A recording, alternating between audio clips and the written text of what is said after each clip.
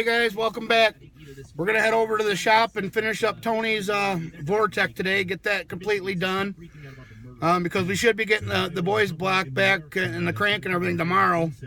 I did order all the parts. We got rings, rods, mains, so all the bearings are ordered. We got the gaskets, we got a SFI approved harmonic balancer, all the gadgets. So we're gonna be all set. As soon as Neil calls and tells me to come get it, we're gonna go get it and get that build going. So I have to get this one done today, which just shouldn't take very long, guys. I'm probably not gonna record a lot. You guys already get the gist of it, but I'm just gonna do a short video of it complete. I gotta get the oil pump put on, and make sure the depth's right, because we did change pans, so I gotta make sure my depth's right for my oil pump. I gotta get top dead center found for the harmonic balancer to make sure that that's set, degree the cam in, and then do the valve train. I might do a video today on how to set preload on the hydraulic cams, like I was telling you before in my one video how I did it on the solid roller.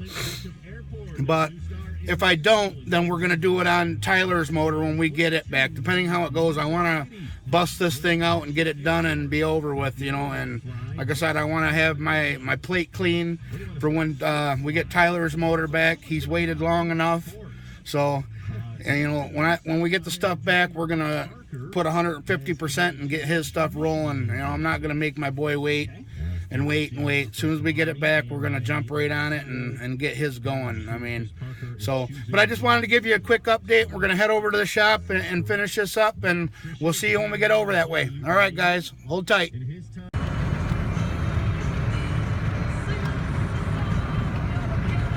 Beautiful day out today, guys. It's like 48 degrees out. Sky's pretty clear.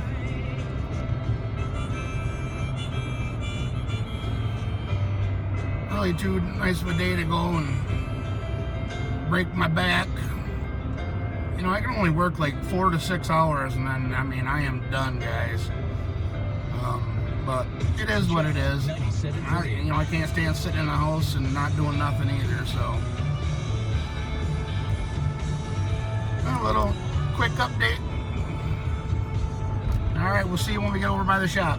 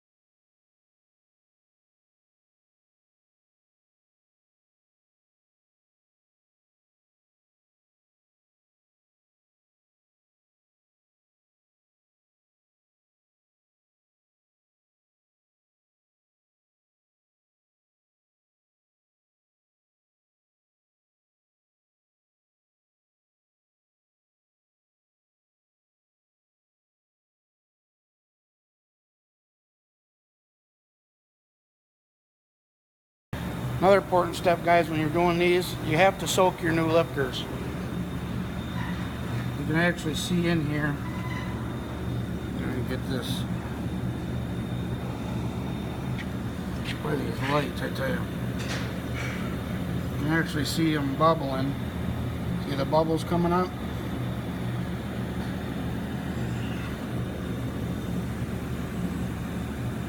You're supposed to let them soak for 24 hours. On these hydraulic lifters, it gets gets the oil in them, gets all the air out of the actuators, out of the plungers, fills the lifter full of oil. So, just a tip. All right, guys, hold tight.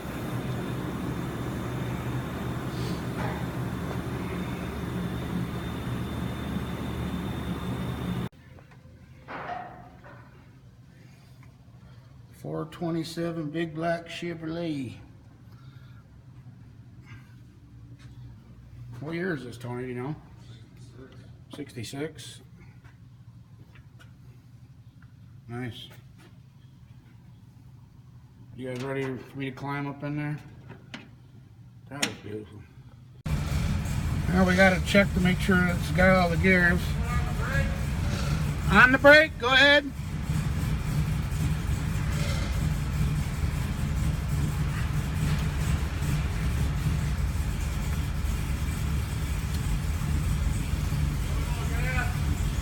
Let out the brake.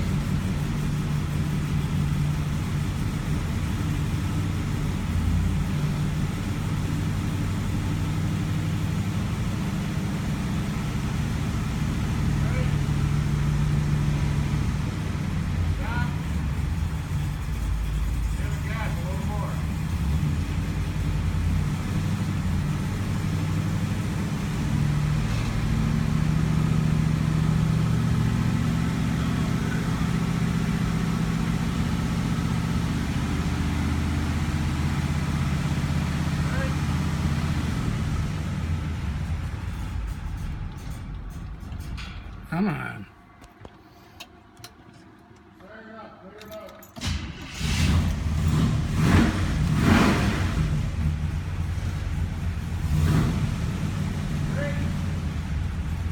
Brake.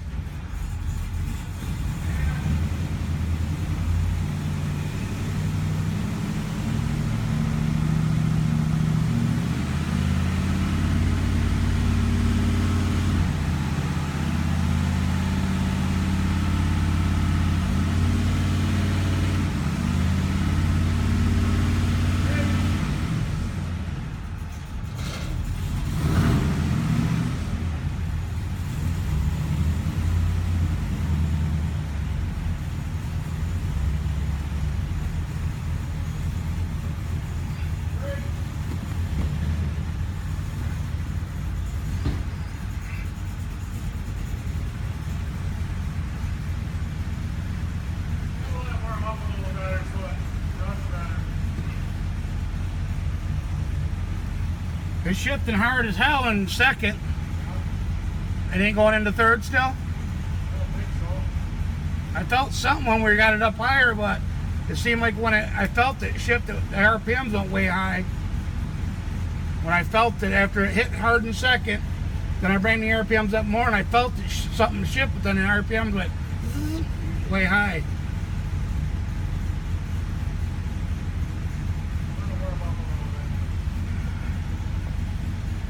All right, guys, we're having a little bit of trouble getting the third gear in this Caprice, so figure I'd just give you a little quick shot of it and the life of transmission building. All right, guys, hold tight.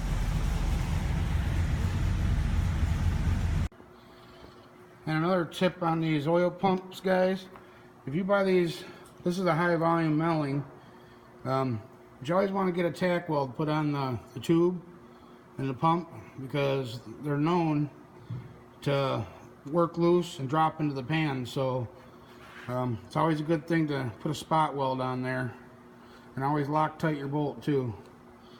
You know, this is a critical lifeline of your engine. You lose this screen, your pickup screen, it'll be done. Okay, guys, we got a cam all degreed in, top dead center found, and another little trick I wanted to show you guys on the one-piece rear main seals. What you do, you take a feeler gauge, like 15 thousandths, 10 thousandths, and you set your one-piece seal up here, and you run your feeler gauge around the edge of the crank here in between the seal, pull a little bit of pressure, pops right on. It's better than beating them on. So now we're just about to put the oil pan on for the last time. Get it all buttoned up now that it's all cam's degreed in, top dead center. And actually,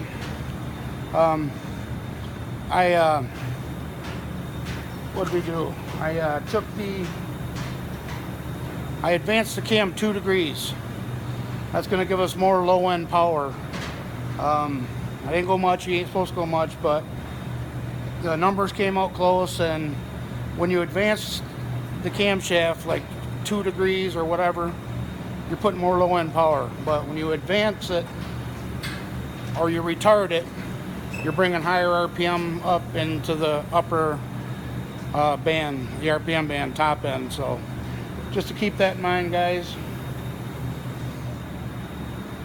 Advancing it, you get more low end. You retard it, it gives you more top end. But we're gonna get the pan on her and get her going here. So just another quick update.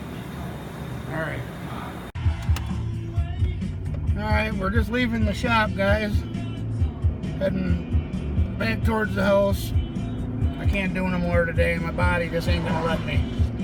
But I just wanted to give you a little bit of a, for people that don't know about the cam timing, I kind of went over that a little bit quick.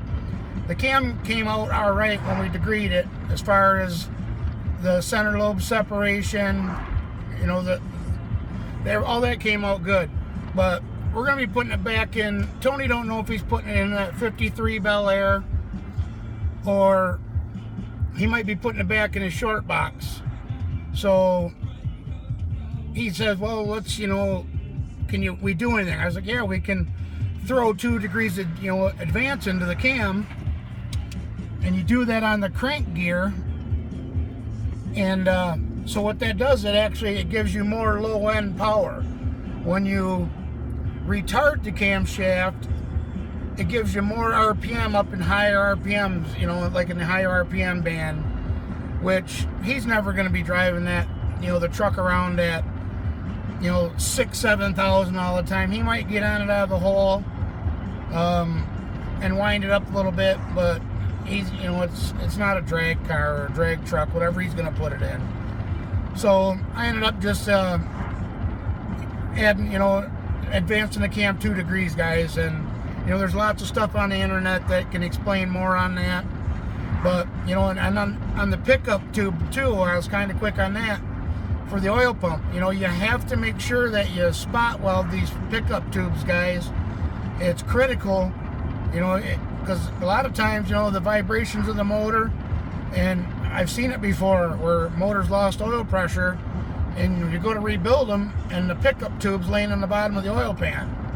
You know, if you buy the high dollar race ones, you know, they actually got a bracket that'll screw from, you know, the bottom of the pump to the block. So, you know, they're real nice, but they're high dollar. So the next best thing you can do is like what we did there, is just weld it. But I just wanted to kind of touch base on that, guys. And I got to finish putting, you know, I had to repaint the oil pan, get that cleaned up. You know, today was just, you know, when you're degreeing them camshafts in like that, guys, it just takes time. So I thought I was going to get everything buttoned up, but we're still missing a couple pieces too, like the oil pump or the fuel pump rod, because it's not going to be electric fuel pump. We're putting a mechanical pump on it, so we need the rod. You know, we're just missing a little piddly stuff, so it is what it is. But I just wanted to give you guys a quick update, you know, touch base on that. And but once again, guys, you know, I really appreciate everybody watching, and don't forget to like, subscribe, and hit that bell button for notifications. And we'll catch you on the next one.